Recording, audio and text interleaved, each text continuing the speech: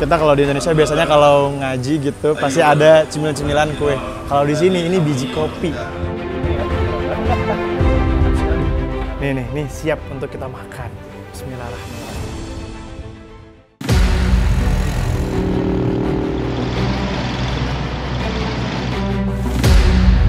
Di sini banyak sekali keturunan Rasulullah SAW yang dikuburkan di makam Zambal.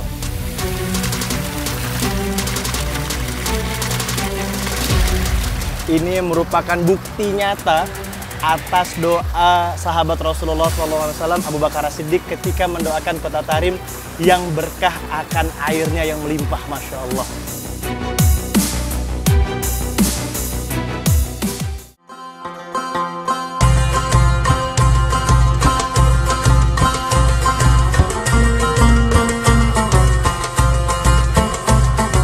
Negeri Yaman memang akrab di telinga kita.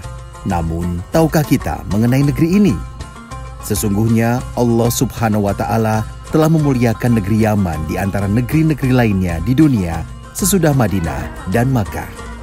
Negara di ujung selatan semenanjung Arab ini terkenal dari sebuah hadis. Baginda Rasulullah bersabda, "Penduduk negeri Yaman telah datang kepada kalian. Mereka adalah orang yang paling lembut hatinya. Iman itu ada pada Yaman, fikih ada pada Yaman, dan hikmah ada pada Yaman." Hadis riwayat Imam Ahmad. Saudaraku, perjalanan di negara Yaman saya mulai dari provinsi Hadramaut.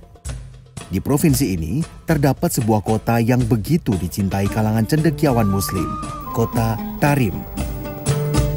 Kota Tarim merupakan kota para pelajar yang berjarak lebih dari 500 km di timur ibu kota Sanaa. Masya Allah, kehadiran saya di kota ini ternyata bertepatan dengan acara arak-arakan Muharram. Setiap tahun, masyarakat Tarim memang rutin mengadakan perayaan Muharram yang penuh hikmat yang dipimpin oleh ulama-ulama terkemuka. Salah satunya adalah Habib Umar bin Hafidz. Ini kita lagi arak-arakan tahun baru Islam di Yaman. Di sana ada Habib Umar bin Hafidz, Masya Allah. Saya sampai gemetar, saudaraku. Barakallah. Saudaraku, Habib Umar bin Hafidz adalah seorang ulama yang memiliki garis keturunan khusus yang terhubung langsung ke Nabi Muhammad SAW. Habib Umar juga dikenal sebagai pendiri pondok pesantren Darul Mustafa serta banyak sekolah Islam lainnya di Yaman. Murid-muridnya, termasuk dari Indonesia, banyak yang sukses dalam berdakwah serta menciptakan dampak positif. Tak hanya itu, selain keilmuannya, Habib Umar bin Hafidz juga menonjol sebagai sosok bijaksana. Dalam kesederhanaannya, Habib Umar bin Hafidz memimpin arak-arakan dengan bacaan syair dan sholawat. Saudaraku, tidak hanya orang dewasa, anak-anak dan remaja juga turut ambil bagian dalam arak-arakan ini. Kecintaan masyarakat Yaman dan Tarim pada sosok Rasulullah SAW memang tak diragukan lagi. Bahkan, Imam Al-Qurtubi dan Imam Al-Tobari menafsirkan dalam Al-Quran surat Al-Maidah ayat 54, Allah Subhanahu wa Ta'ala mengisahkan mengenai keimanan masyarakat Yaman. Hai orang-orang yang beriman, barang siapa di antara kamu yang murtad dari agamanya, maka kelak Allah akan mendatangkan suatu kaum yang Allah mencintai mereka dan mereka pun mencintainya, yang bersikap lemah lembut terhadap orang yang mukmin, yang bersikap keras terhadap orang-orang kafir, yang berjihad di jalan Allah, dan yang tidak takut kepada celaan orang yang suka mencela. Itulah karunia Allah, diberikannya kepada siapa yang dikehendakinya, dan Allah maha luas pemberiannya, lagi maha mengetahui. Quran Surat Al-Maidah ayat 54.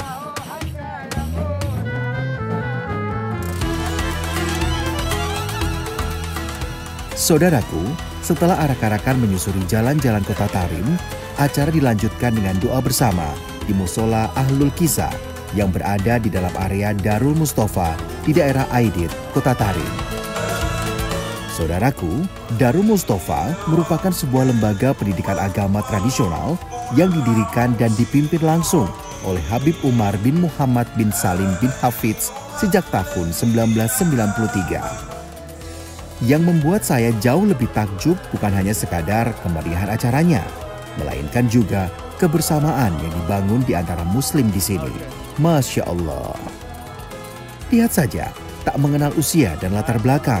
Mulai dari anak-anak hingga orang dewasa, semua rela membantu segala persiapan untuk acara ini. Hal ini mengingatkan saya akan firman Allah dalam surat Al-Maidah ayat 2 yang artinya, "Dan tolong menolonglah kamu dalam mengerjakan kebajikan dan takwa, dan jangan tolong menolong dalam berbuat dosa, dan bertakwalah kepada Allah. Sesungguhnya Allah amat berat siksaannya." Saudaraku, setelah tadi kita lelah arak-arakan nih, kita lagi bantu untuk kasih air ke semua jamaah. Dan salah satu keberkahan ulama itu banyak banget yang bantu di sini karena pengen juga ngedapetin pahalanya. Meski tempatnya sederhana dan jauh dari kata mewah, tetapi ribuan orang rela mengikuti majelis ilmu, majelis zikir, dan sholawat ini hingga akhir acara. Bahkan, saking padatnya, saya sampai tak dapat masuk ke dalam. Tapi tak mengapa, gema sholawat dan doa-doa yang terdengar hingga ke bagian luar musola saja sudah mampu membuat hati saya bergetar. Saudaraku, ada satu hal lagi yang tak kalah unik saya temukan dalam acara ini, yakni pembagian biji kopi yang telah disangrai kepada para jemaah. Saudaraku, ini kita kalau di Indonesia biasanya kalau ngaji gitu pasti ada cemilan-cemilan kue. Kalau di sini ini biji kopi, teksturnya keras dan pahit, namanya juga kopi. Tapi Masya Allah dari sini buat mata kita jadi ngejreng, jadi gak ngantuk, jadi bisa fokus dengerin kajian pada hari ini. Saudaraku, jadi jangan berharap hidangan snack kotakan berisi aneka kue-kuean. Karena di sini kita akan ngemil biji kopi. Alhamdulillah. Saudaraku, keberkahan Kota Tarim memang tidak bisa lepas dari keberkahan doa Rasulullah Shallallahu Alaihi Wasallam kepada umat Islam di sini. Sebagaimana Ibnu Umar mengatakan bahwa Rasulullah Shallallahu Alaihi Wasallam pernah berdoa, "Ya Allah, berkahilah kami pada negeri Syam kami.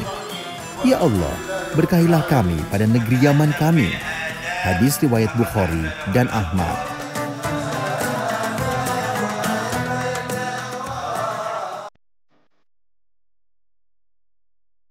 Saudaraku, julukan Tarim sebagai tanah yang diberkahi bukanlah isapan jempol.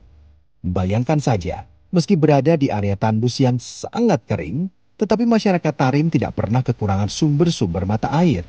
Ya, siapa yang menyangka kesuburan di Kota Tarim ternyata merupakan bentuk pengabulan Allah Subhanahu wa Ta'ala terhadap doa yang dipanjatkan oleh Rasulullah Shallallahu Alaihi Wasallam. Sebagaimana dalam sebuah riwayat, Rasulullah pernah menyampaikan doanya bagi negeri Yaman. Ya Allah, berkahilah kami pada negeri Syam kami. Ya Allah, berkahilah kami pada negeri Yaman kami. Hadis riwayat Bukhari dan Ahmad. Alhamdulillah, saya dapat melihat secara langsung tanda-tanda dari terkabulkannya doa-doa mustajab ini. Salah satunya adalah sumber air di sebuah perkebunan di pusat Kota Tarim yang sedang saya kunjungi ini.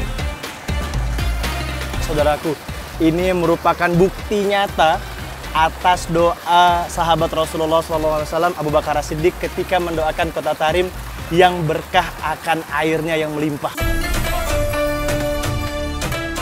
Masya Allah, jika dilihat dari ketinggian, keberadaan kebun kurma yang subur ini bak oase di tengah gurun, pemandangan hijau di antara bukit-bukit tandus. Hal ini mengingatkan saya pada jaminan Allah Subhanahu wa Ta'ala terhadap rezeki bagi hamba-hambanya, sekalipun mereka hidup di antara tanah yang gersang. Hal ini juga tertuang dalam Al-Quran Surat Hud ayat 6. Tidak satupun hewan yang bergerak di atas bumi, melainkan dijamin rezekinya oleh Allah. Dia mengetahui tempat kediamannya dan tempat penyimpanannya. Semua tertulis dalam kitab yang nyata, Lauh Al-Mahfuz. Quran Surat Hud ayat 6. Abdullah, udhkur li syai'un an hadzal ma'. ما شاء الله عندنا هنا الماء كريم كثير بركة كثير بركة كثير. بدعوة سيدنا أبو بكر الصديق ما لما شاء جاء الله. هنا إلى كريم. ما شاء الله هنا يعني من الصباح يتم شغال لين تغرب الشمس. ما شاء الله. يسقي المزارع يسقي شاء الله. يشرب الناس يتغسل فيه. Jazakumullahu khairan. Jazakumullahu khairan katsiran. Saudaraku, sumur yang dibangun sejak puluhan tahun silam ini masih terus mengalir deras. Airnya yang segar dan bersih mampu menyuburkan tanah-tanah di sekitarnya.